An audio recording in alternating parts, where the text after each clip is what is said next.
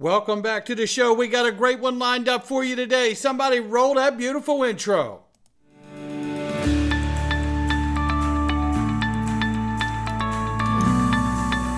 Digital Perspectives with Brad Kimes. Come on in.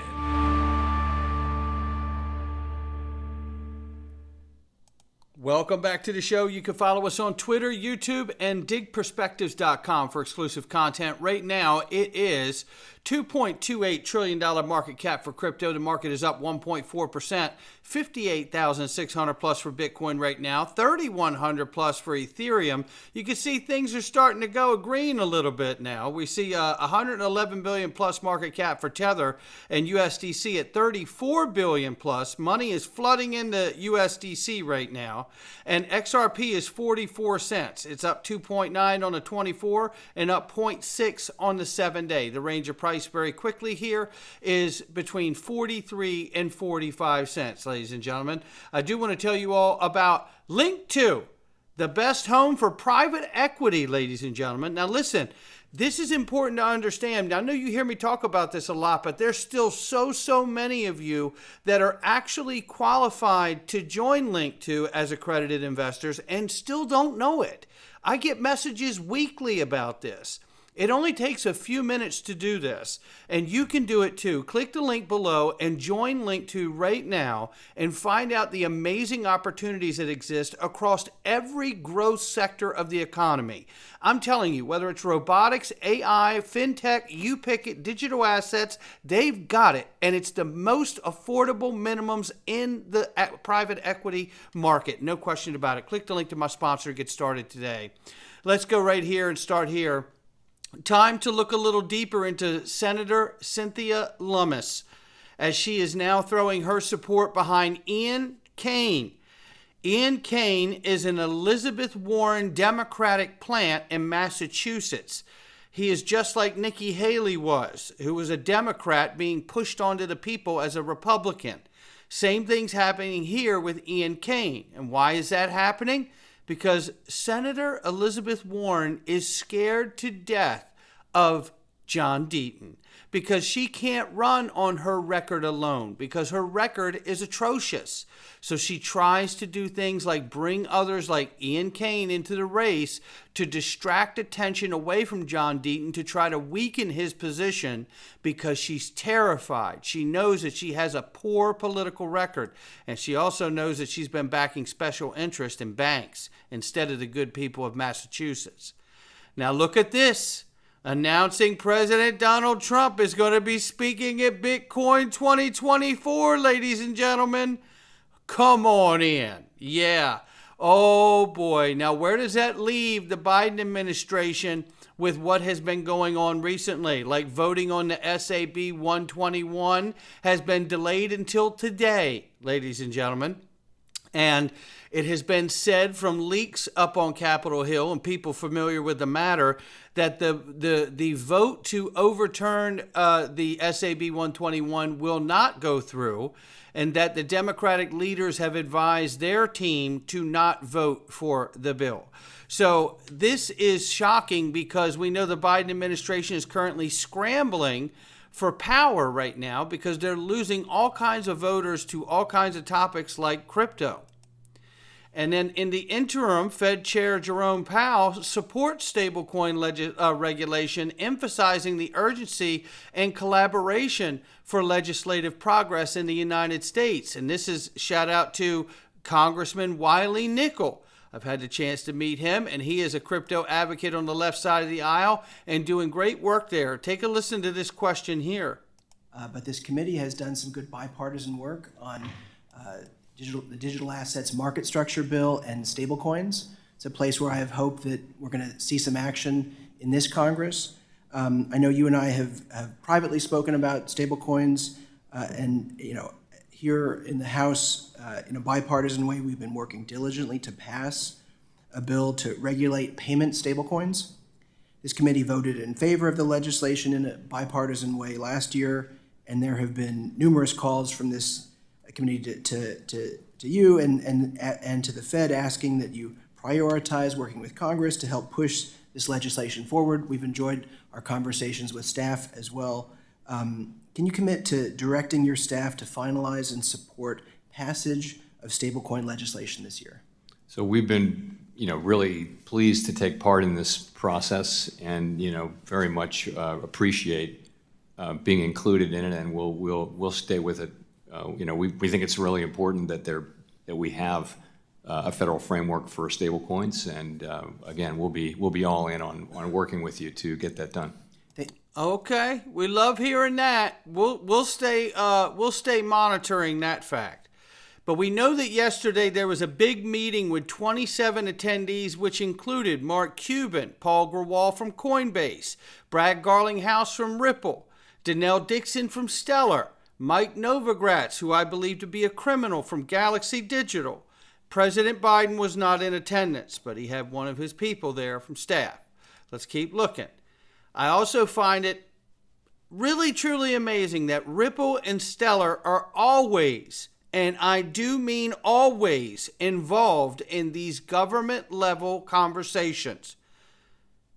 There's so many people to say it's not going to do anything, right?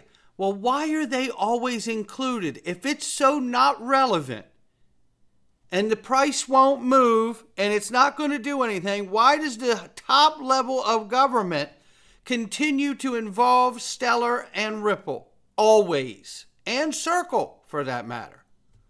Dante Disparte was there as well. That is the question.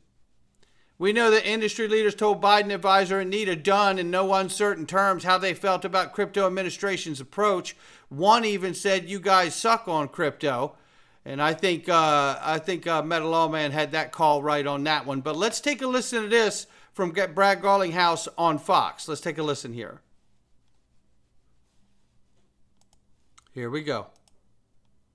Take a look at crypto this morning as we see stocks moving higher. Crypto is as well. Bitcoin at 62,000. As you see, Ethereum, Litecoin, all up this morning. Joining me right now exclusively is the CEO of Ripple, Brad Garlinghouse. Brad, it's great to see you. Great to see you again. Thank you so much for being here. First, assess where we are in this market, because crypto is up huge in just the last couple of weeks, right?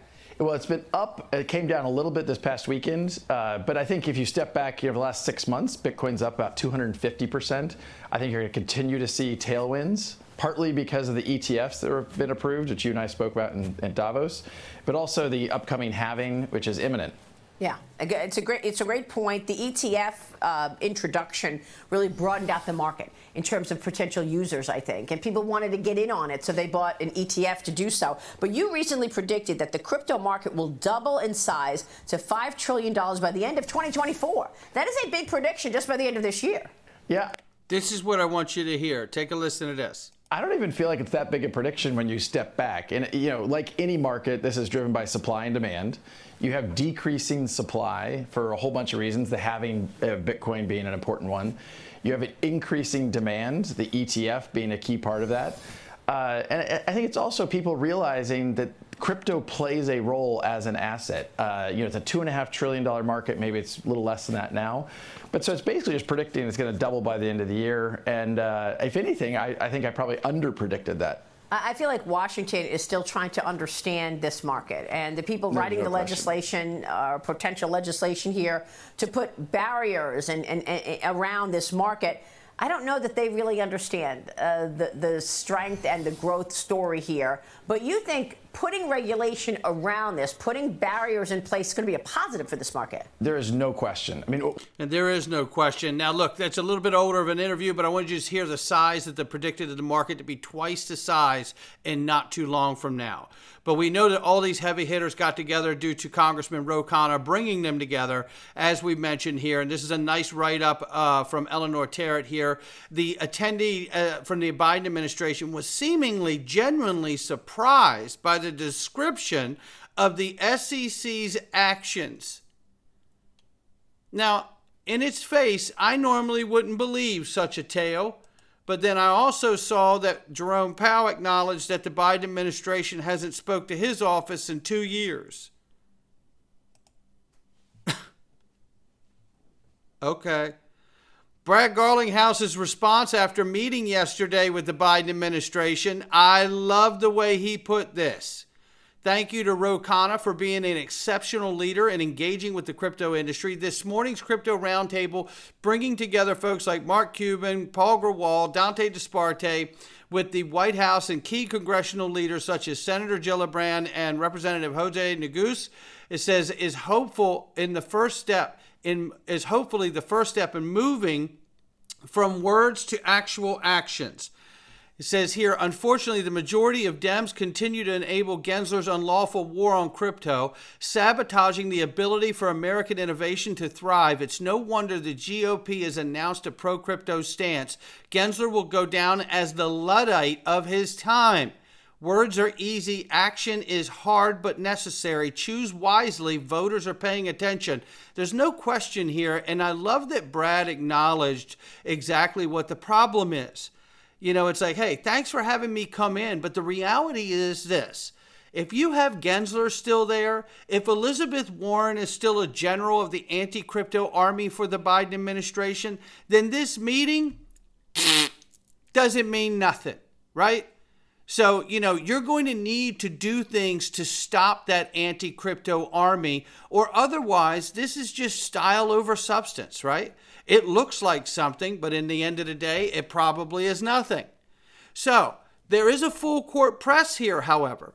The Biden administration has an opportunity to do a complete 180 if it wants to. And it could do that by passing the FIT21 Act through the Senate and then signing it instead of vetoing it like they did the SAB 121 Repeal Act. So this is where the rubber meets the road. And as he said, words are easy, but action is hard but necessary. And that's where we're at here. If the Biden administration expects anybody from the crypto advocate side of the fence to join them in their cause, they need to take real action because words are not enough. There's no question. Excellent, clear-eyed reporting from Brad Garlinghouse on the DC Crypto Roundtable. Brad will not get fooled by a head fake 4 months before an election. That's exactly what I'm saying, right? Exactly what I'm saying. And it is worth noting for the record that Representative Ro Khanna voted no on the bipartisan bill to repeal SAB 121, the SEC's illegally adopted crypto custody rule. And it had super bipartisan support and the most bipartisan support of any bill that has been vetoed by the Biden administration, showing that the Biden administration is just vehemently against crypto, that they will take a stance against their own party itself. Pretty remarkable. And so is this. In yesterday's talk in Congress, take a listen to what was asked here. Eliminating the Federal Reserve is best for economic stability? Jerome Powell says yes. So eliminating the Federal Reserve is best for promoting economic stability. Yes. Thank you. Yeah. How many times have I said Ripple could be the next Fed 2.0? So eliminating the Federal Reserve is best for promoting economic stability. Yes. What else do you say? And what could help with that if you really are working towards a place where you can, eliminate the Federal Reserve? I don't know. Maybe launching a new real U.S. dollar, with a company that has had multiple people from the U.S. Treasury at it, like the 43rd Treasurer, Rosie Rios. The access to U.S. dollars and various clients, secure candidate to... People wanted me to ask this question. When are you planning to launch it? We're working on it right now, and you can expect to see more from us later this year. So is it likely going to launch this year then? Likely. Have you begun buying the... Well, there you have it. And what will it look like when it launches? Will it be for the Fed, or will it be in spite of the Fed?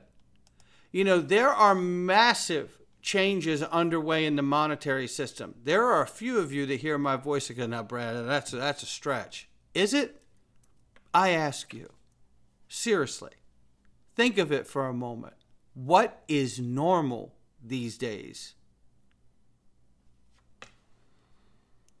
We're heading into the Freedom Zone. Man, I hope you will join us today. You're going to want a part of this.